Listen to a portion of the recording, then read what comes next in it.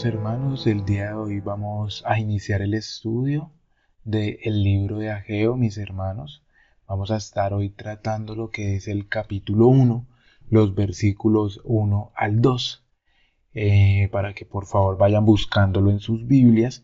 Y asimismo, mis hermanos, si hay alguno que tome nota, el nombre de este sermón es primero su casa, luego la nuestra, mis amados hermanos. Vamos ahí entonces al versículo 1 del capítulo 1.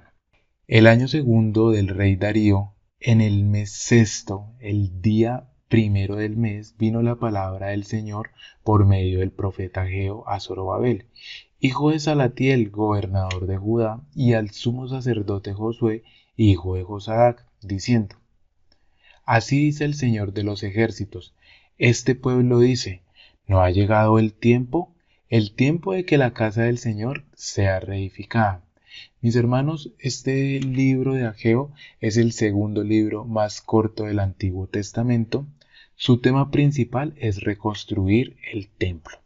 El remanente que había vuelto a la tierra para reconstruir el templo había abandonado la tarea, se habían desentendido y el trabajo había quedado estancado durante 15 o 16 años aproximadamente.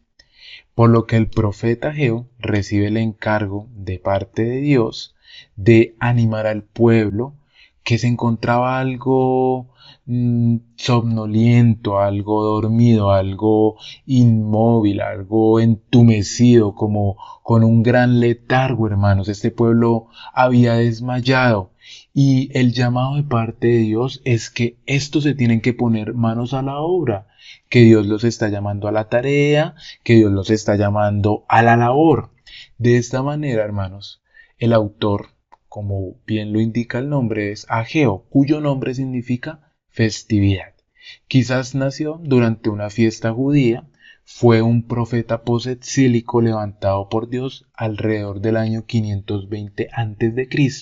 y después del regreso del pueblo de Judá del cautiverio en Babilonia, su mensaje fue breve, pero fue poderoso. Animó al pueblo a reconstruir el templo y a poner a Dios en primer lugar. Aunque su ministerio no fue nada largo, su impacto fue profundo.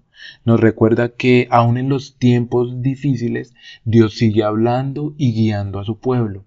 Aproximadamente 4 meses duró su ministerio, pero fue muy efectivo, fue bastante intenso, mis hermanos. Ahora, pensemos en que Ageo es el primer profeta en llegar a profetizar después de haber vuelto del cautiverio de Babilonia. Él venía en el grupo de Zorobabel, que fue el primero en regresar a la tierra de Israel. Su ministerio básicamente consistió en animar al pueblo a reedificar, en reconstruir el templo. Nosotros vamos a encontrar oraciones importantes como yo estoy con vosotros o meditad sobre vuestros caminos. Para entender el libro de Ageo, hermanos, debemos de leer el libro de Esdras. Yo voy a mostrar los versículos claves para conocer el trasfondo, mis amados hermanos. Quizás por temas de tiempo, algunos los lea y los parafrasee, pero cada uno, cuando tenga tiempo en su casa, por favor, busque los versos, mis hermanos, para que puedan encontrar la relación entre el libro de Ageo y el libro de Esdras. Entonces vamos a ir ahí a Esdras 1:1, mis hermanos. En el primer año de Ciro, rey de Persia, para que se cumpliera la palabra del Señor por boca de Jeremías, el Señor movió el espíritu de Ciro, rey de Persia, y éste hizo proclamar por todo su reino y también por escrito diciendo, Esdras 1:2, así dice Ciro, rey de Persia, el Señor, el Dios de los cielos me ha dado todos los reinos de la tierra, y él me ha designado para que le edifique una casa en Jerusalén que está en Judá. Esdras 1:3. Quien haya entre vosotros de su pueblo, sea Dios con él, y suba a Jerusalén que está en Judá, y edifique la casa a Jehová Dios de Israel, la cual está en Jerusalén. Esdras 1:4 dice, y a todo el que haya quedado en cualquier lugar donde more, ayúdenle los hombres de su lugar con plata, oro, bienes y ganados, además de ofrendas voluntarias para la casa de Dios, la cual está en Jerusalén. Esto se dio de acuerdo al cilindro de Ciro, que dentro de sus políticas era revertir todo lo que habían hecho los babilonios en cierta manera. En vez de llevar cautivo a los pueblos, ellos les permitían regresar a sus tierras natales para que llevaran a cabo sus ritos y vida política. Zorobabel fue quien encabezó el primer grupo de judíos que regresó del exilio como gobernador. Lideró el retorno junto con Josué el sumo sacerdote y se dice que aproximadamente unas 42.370 personas volvieron, sin contar los 7.337 siervos que los acompañaban. Esto nos da un total aproximadamente de 50.000 almas regresando a Jerusalén y a Judá. Y es importante, hermanos, imagínense esa caravana, imagínense lo que fue volver a casa después de tanto tiempo, quizás los más ancianos recordando cómo era la antigua Jerusalén, quizás los padres contándoles a los niños que se dirigían nuevamente hacia la tierra prometida, contándole que allí había un templo, que quizás iban a tener que trabajar arduamente, duramente, constantemente, para hacer lo que el Señor quería que hicieran, que era levantar el templo, mis amados hermanos. Eso era lo primero que iba a llegar a ser este primer remanente. Iba a llegar a levantar la casa de Dios, porque recordemos que la casa de Dios era donde estaba la misma presencia del Señor. Ahora Ciro les dice que se vuelvan a sus ciudades natales. Pero miren, mis hermanos, aquí lo curioso es que no todos se regresaron. Cuando uno mira, hay prácticamente entre 2 o 3 retornos, y esto debió ser a causa de que muchos ya podían tener allí una vida cómoda, sin dificultades y sin apuros en Babilonia. Y es triste que cuando Dios nos llama a regresar a Él y a actuar en pos de su reino, nosotros nos quedamos en la comodidad, nosotros nos acomodamos tanto a nuestra superficialidad que amamos seguir cautivos. No queremos salir de lo que es ya conocido para nosotros. No nos gusta salir a lo incierto, no nos gusta salir quizás a trabajar arduamente, no nos gusta estar involucrados en cosas nuevas, y aún, hermano, como son las cosas del Señor, quizás por naturaleza como hombres tendemos a dejarlas en un segundo plano. Ahora, ellos llegan, mis hermanos, y se encuentran con que la ciudad estaba en ruinas. Es que imagínese usted llegar después de tantos años y encontrar la ciudad destruida, reducida totalmente por los babilonios. Miren, hermanos, yo voy a resumir lo que es Esdras 3 del 8 al 13. Lo que nos narra allí es que en el segundo año, tras el regreso del exilio de Zorobabel y Josué y los levitas, comenzaron la reconstrucción del templo en Jerusalén.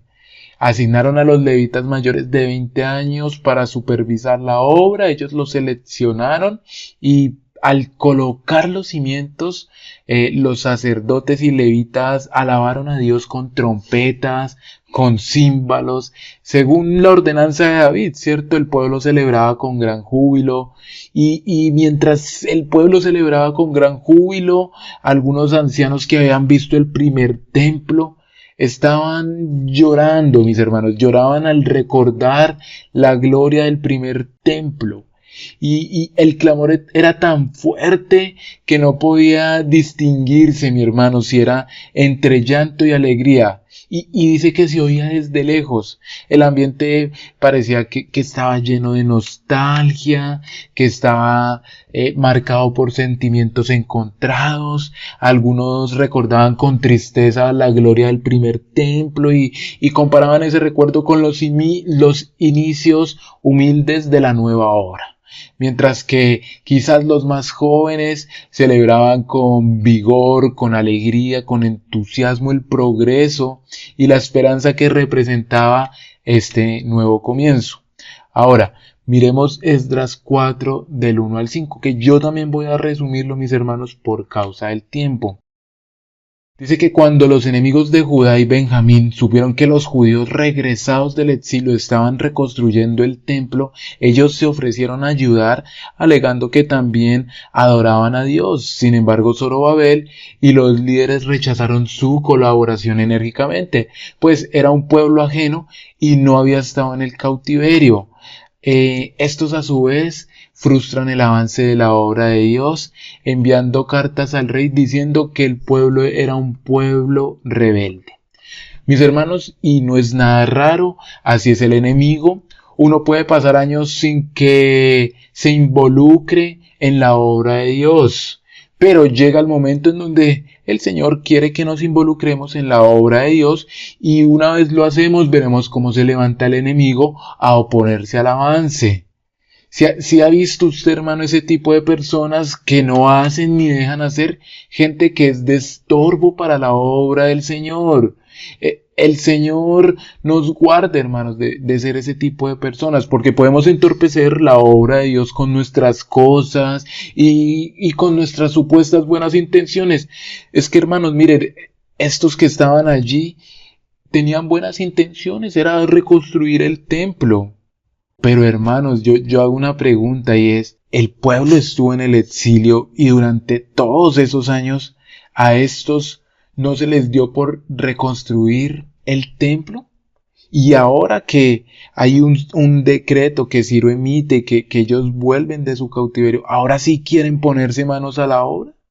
Recordemos que allí también había una serie de enemistad por el que ellos eran samarios, porque se habían mezclado con otros pueblos. Entonces también había una rencilla allí por eso.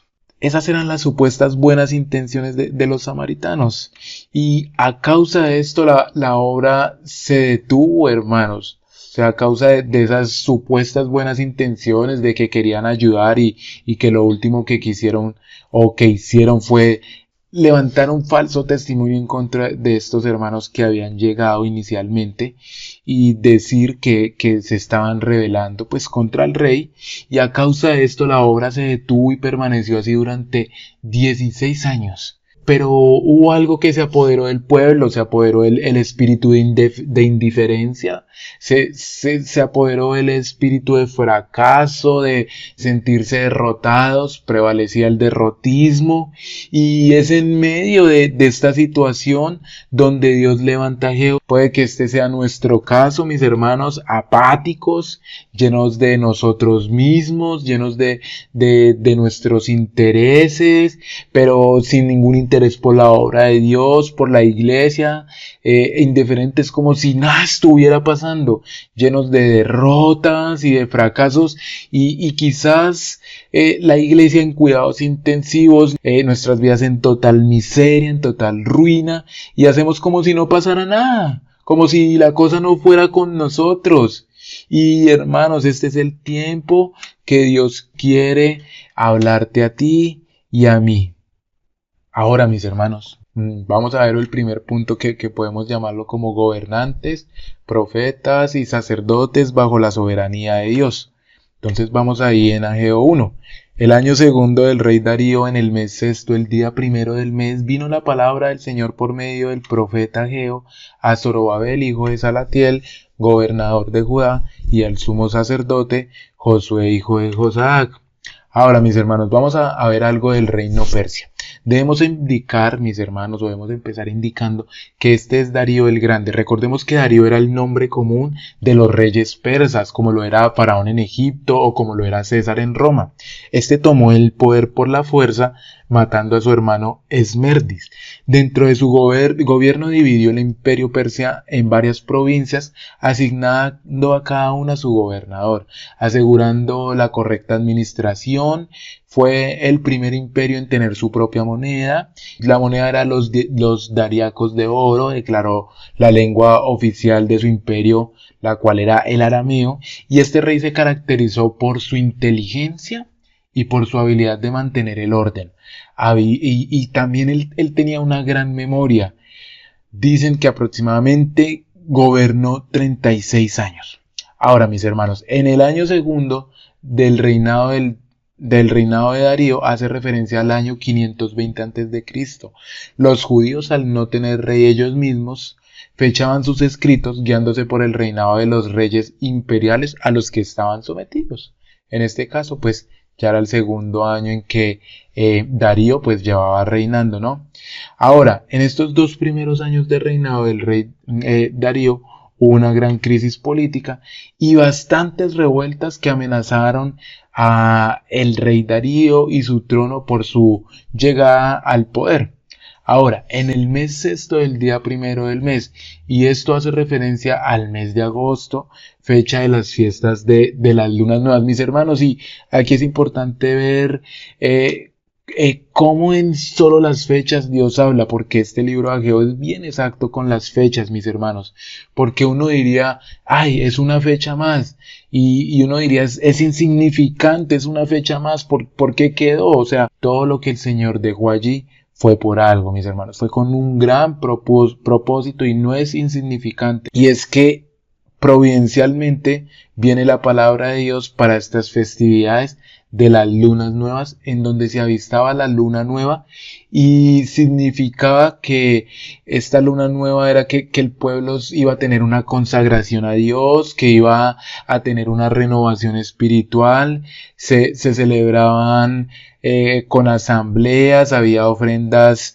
y demás, había el sonido de trompetas y descanso y era muy parecido al sábado, pero también era un momento muy familiar y comunitario, lleno de significado. Desde aquí vemos que Dios se dirige a su pueblo, a las familias, a la comunidad, para un solo propósito, para reconstruir el templo de Dios. Vea, mi hermano, que no es casualidad. El pueblo estaba durmiendo, el pueblo estaba en un letargo espiritual y viene esta palabra del Señor, viene en medio de estas festividades de lunas nuevas y es allí donde esto significaba consagrarse más a Dios para levantar el templo, era allí donde esto significaba una renovación espiritual, mis hermanos, y uno empieza a ver cómo el Señor es enfático en querer que su pueblo se consagre y se levante a reconstruir el templo, a poner manos en la obra. Ahora vino la palabra del Señor. Esta expresión nos muestra a Dios dirigiendo su voz, a los líderes del pueblo, a Zorobabel como representante civil y a Josué como representante religioso. Frases como esta, mis hermanos, las vamos a ver repetidamente, aproximadamente 14 veces en el libro de Ageo. Así dice el Señor, así ha hablado el Señor, así declara el Señor. Definitivamente que quien habla aquí es el Señor por medio del profeta Ageo, es decir, veremos a Dios como el gran locutor y veremos a Ageo que será ese instrumento para transmitir el mensaje. Mis hermanos, ¿quién era Zorobabel, hijo de Salatiel? Bueno, este nombre significa semilla de Babilonia, hijo de Salatiel. Zorobabel era un descendiente de David que reinó bajo la autoridad persa, mis hermanos. Por lo que se puede ver en el nombre de Zorobabel, él había nacido allí en Babilonia, por eso su nombre, semilla de Babilonia. Allí era donde había crecido. Ahora vemos que era gobernador de Judá. Este puesto de honra había sido designado por Ciro. Y la traducción para gobernante, mis hermanos, aquí es Pecha, que quiere decir uno que gobierna una ciudad pequeña. Y también venía acompañado de el sumo sacerdote Josué, hijo de Josadac, ¿cierto? Que sabemos que Josué significa Jehová es salvación. El sumo sacerdote Josué, su padre Josadac, ellos fueron llevados en cautiverio, como lo muestra Primera de Crónicas 6:15, cuando Nabucodonosor destruyó el templo en el año 586 a.C. Ahora, vamos a ver el segundo punto, mis hermanos, y es un pueblo preso de sus pretextos. Ahí en el versículo 2 dice, así dice el Señor de los ejércitos. Este pueblo dice, no ha llegado el tiempo de que la casa del Señor sea reedificada. Nuevamente el autor recarga que este es el mensaje de parte de Dios, es el Señor de los ejércitos quien ha hablado, quien demanda absoluta obediencia, quien demanda docilidad y sometimiento a sus palabras. Este pueblo dice, Miren esa frase, hermanos. Miren la manera en cómo Dios se dirige hacia el pueblo. Aquí ya nos permite ver que el disgusto de Dios es un disgusto divino. Pues normalmente, como dice Dios? Dios dice mi pueblo, ¿cierto? Este es mi pueblo. Y no es que hayan dejado de ser el pueblo de Dios, pero en realidad en la situación que están no merecen ser llamados pueblo de Dios. Y sigue diciendo ahí en el versículo 2, ¿no ha llegado el tiempo de que la casa del Señor sea reedificada? Cuando Dios habla aquí de tiempo, se utiliza la palabra et, que lo que hace referencia es al tiempo apropiado, es decir, que este es el tiempo en que los judíos deben construir el templo. No es en otro tiempo, es en este. Dios, al utilizar esta expresión, está poniendo en evidencia que el pueblo está teniendo evasivas para construir el templo. Y miren que nuevamente Dios es enfático en la palabra tiempo, pues al repetir Dios esta palabra está mostrando la autojustificación del pueblo en cuanto a este recurso del tiempo. A veces podríamos creer que no es el tiempo, que no es la voluntad de Dios, que nosotros estemos involucrados en la obra de Dios, que porque se levanta la adversidad, mis hermanos, pero en realidad es un autoengaño, es el no querer salir de nuestra comodidad, de nuestro confort, es el no querer sacrificar mi vida, es el yo no querer que mi vida sea una ofrenda para Dios. Es una falsa espiritualidad, hermanos. Eso es pasivo, eso es tan corrosivo, hermano. Eso va carcomiendo por dentro. De verdad que es algo satánico que él tiene la obra del Señor. Podría creerse que la reedificación de la casa de Dios no depende de mí. Eso es responsabilidad de otro. Podríamos decir que sí, que hay que reedificarla, pero hoy no, un día de esto simplemente demuestra el estado de nuestro corazón, el cual, sabiendo lo que se debe hacer, sabiendo que es el Señor de señores quien lo pide y quien lo ha hablado, y nosotros nos excusemos. Nosotros con nuestras excusas tratamos de justificarnos y de encubrir nuestra desobediencia. Esto debe ser ahora, hermanos, no hay que dejarlo para mañana. Es tiempo de obedecer a Dios, es tiempo de levantar la casa de Dios, de levantar el altar, de levantar a mi familia, de levantar a mis hijos. Es hoy, mis hermanos, no es mañana. No podemos seguir tan ocupados de las vanidades de este mundo y olvidarnos de Dios.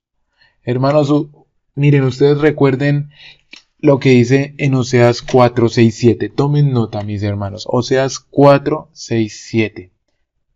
Mi pueblo es destruido por falta de conocimiento. Por cuanto tú has rechazado el conocimiento, yo también te rechazaré para que no seas mi sacerdote. Como has olvidado la ley de tu Dios, yo también me olvidaré de tus hijos. Uy, hermanos, de verdad que cada vez que leo este versículo, yo me siento confrontado. Dice que hay un juicio para nosotros, y es que Dios se olvide de nosotros, que nosotros seamos desechados, que nos abandone a nuestros propios pecados, a nuestra propia voluntad, a nuestros propios deleites, a nuestros propios deseos. Que seamos abandonados en nuestra propia voluntad, mis hermanos, lo cual nos va a destruir. Hermanos, aquí hay algo que yo le pido al Señor, porque hay veces uno se olvida del Señor, hay veces uno hace cosas que uno dice, ay Señor, ¿qué estoy haciendo? Pero yo ruego al Señor, yo le digo que no deje, que no se olvide de mis hijos. Perdóname porque yo sí me he olvidado de ti, pero no te olvides de los míos, por favor. Es un juicio grave, hermanos. Y ahora, mis hermanos, ¿por qué? ¿Por qué nos hemos olvidado de Dios? ¿Por qué nos hemos olvidado de su casa? ¿Por qué nos hemos olvidado de su palabra, de sus obras, de su gloria? Por si acaso para nosotros no es suficiente este texto de Oseas, miremos lo que dice Jeremías 48:10. Dice, maldito el que hiciere indolentemente la obra de Jehová, maldito el que hace la obra con engaño, diciendo, no hay tiempo, estoy ocupado. Maldito el que hace la obra del Señor con engaño, cuando dice no, no es el momento, presentando excusas, excusas y más excusas. Cuánta indolencia en nosotros hacia la obra de Dios. Cuánto descuido, cuánta pereza, y llegará el día, mis hermanos, en que sufriremos por lo que hacemos y por lo que hemos dejado de hacer delante del Señor, porque no tiene sentido poner mi vida como prioridad, dejar a Dios de un lado y decir que hago parte del pueblo de Dios, cuando todo lo que hago es para mi propio beneficio, es decir, que el pueblo es quien retiene la obra de Dios, es decir, que los únicos demorados y culpables de que esta situación sea así son ellos mismos, mis hermanos. Hay cosas que no permiten el avance de la asamblea, de la congregación, cuando no se trata el pecado, cuando quizás, mis hermanos, hay murmuración, cuando nos oponemos al liderazgo. Ya lo hemos visto, amados hermanos. Obsérvese que el pecado aquí de los judíos, después de regresar del cautiverio en Babilonia, y los empleados por Dios deben ser sacados de su obra, mis hermanos, quizás por una tormenta, pero ellos deben retornar a ella. O sea, ellos, sí, mis hermanos, es normal que venga una tormenta, es normal que venga un tropiezo, pero es momento de que vuelvan a entrar a la obra, de que retornen a la obra. Ellos no dijeron que no reconstruirían el templo, ellos dijeron que todavía no era el tiempo. Es como aquel hombre que aún no se arrepiente, que aún dice que le falta para ser cristiano. Él dice no quiero, él dice no, todavía no es el tiempo, y Dios le está diciendo es ahora. Y ese es el pecado de muchos: posponen su servicio, posponen su fidelidad a Dios, aplazan el día de salvación. Y yo me pregunto, hermano, ¿cuál ha sido la tormenta que a ti te ha dejado como un náufrago lejos de Dios? Tal vez sin darte cuenta empezaste a dar prioridad a las cosas de este mundo, dejando de lado la presencia de Dios y apartándote del camino de la verdad. Cuando venga el desaliento, mi hermano, cuando venga la dificultad, cuando vengan los placeres de este mundo, nosotros debemos sobreponernos a estas situaciones. Continuemos trabajando en la obra de Dios. Y mi hermano, si no tienes a Dios como prioridad hoy, y si quizás una violenta marea te ha desviado de la voluntad del Señor, es el tiempo para volver a Él. Aunque hayas pasado por fuertes vientos y el barco de tu vida esté siendo llevado por las olas de aquí para allá, Dios quiere ser tu ancla, Dios quiere llevarte a puerto seguro, Dios quiere ser ese faro que guíe tu vida. Ahora, mis hermanos, la casa del Señor sea reedificada. Recordemos que el edificar la casa del Señor tenía una gran importancia, porque la casa de Dios es donde estaba la presencia de Dios, y es por eso que la deportación a Babilonia es un alto castigo, porque les están privando de la presencia del Señor, mis hermanos. Hermano, la pregunta es ¿cómo está la casa de Dios? Hoy podríamos preguntarnos ¿cuál es la casa de Dios para nosotros? Sí, ya no hay templo físico como en los días de Ageo. Tal vez no veamos ruinas visibles, pero muchas veces el altar de nuestro corazón está abandonado. Nuestra vida espiritual necesita ser reedificada. ¿Con qué materiales vamos a estar reedificando? ¿Con heno, con hojarasca y cosas pasajeras? ¿O con oro, con plata y piedras preciosas que resisten el fuego? Aunque no tengamos un templo como antes, mis hermanos, Cristo es la gloria misma, mis hermanos. Hebreos 1:3 nos dice que Él es el resplandor de su gloria y la imagen misma de su sustancia. En Él tenemos no solo un templo, sino la plenitud de la presencia de Dios. Así que edifiquemos sobre Cristo con lo eterno, porque Él sustenta todas las cosas con la palabra de su poder. Ahora, mis hermanos, yo quisiera darles unas pequeñas aplicaciones. En este momento propicio, mis hermanos, que el Señor viene hablándonos, yo creería que es el momento de que organices tus prioridades para darle el primer lugar al Señor. No dejemos para luego como este pueblo, no dejemos para más tarde. Alguien decía que mañana es el día del diablo, mis hermanos. El mañana no es un día garantizado. Ahora, mi hermano, ¿qué te pudo haber hecho quitar la vista de Dios? El trabajo, el estudio, tus propios negocios, tus sentimientos, una relación, la política, las dificultades. Pues Dios te dice que es hora de volver a reedificar, hermano. Vuelve a poner la mirada en el Señor. Que el Señor sea quien tome el centro de tu vida. ¿Qué es eso, mi hermano? Que en tu vida ha quedado en stand-by como si fuera un elefante blanco. ¿Qué es eso que quedó quieto, mi hermano, y que sabes que Dios quiere que hagas? Es el momento de que lo retomes, es el momento de que te consagres, es el tiempo de un nuevo tiempo, valga la redundancia. Y yo te pregunto, ¿tú en qué estás enfocando tus energías? ¿Construyes solo tu reino? ¿Trabajas para este mundo, para tu casa, pero has olvidado la obra de Dios? Organiza tus prioridades. ¿Has tenido en poco la gloria de Dios? Pues Dios te dice que quiere tener una relación contigo. Has dejado de orar, has dejado de leer la palabra de Dios. Es tiempo de reedificar tu vida. Ahora, mis hermanos, para ir concluyendo, no disfracemos nuestra apatía y nuestra negligencia, no nos excusemos, no nos justifiquemos diciendo que no hay tiempo para la obra de Dios, simplemente porque estamos más involucrados en nuestros propios asuntos.